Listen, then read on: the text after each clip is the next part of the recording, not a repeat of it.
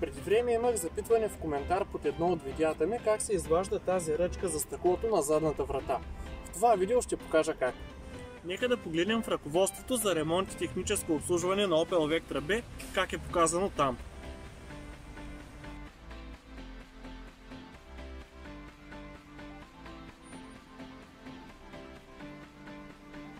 Всичко, от което се нуждаем за тази цел, е парче плат.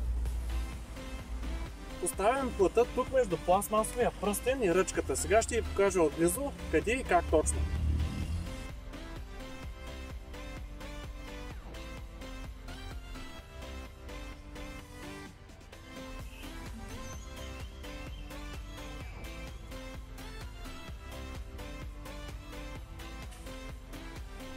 Сега дърпаме здраво надолу плъта, като в същото време въртим ръчката, докато металната скоба вътре, която я държи, бъде освободена.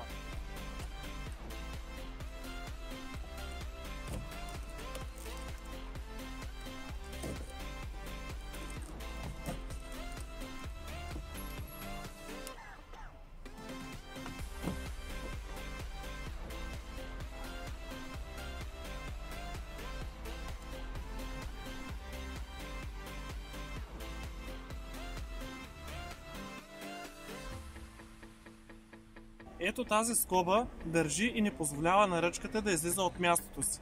Без нея ръчката се вади свободно.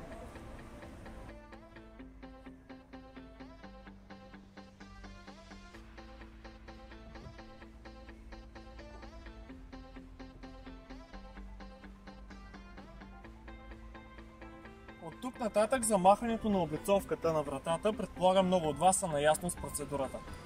Маха се ръкохватката.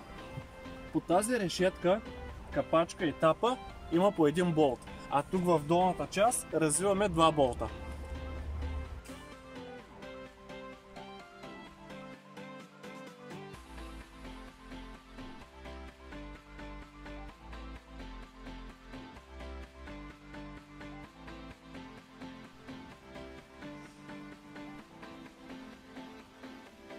Облицовката на вратата се държи на 4 щипки или клипси.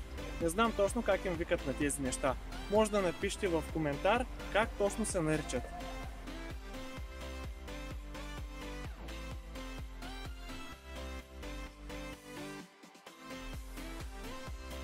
И така, приятели, ако до този момент не сте знаели или просто не ви се е налагало да правите ремонт във вратата, но сте се чудили как се маха ръчката за стъклото, вече знаете.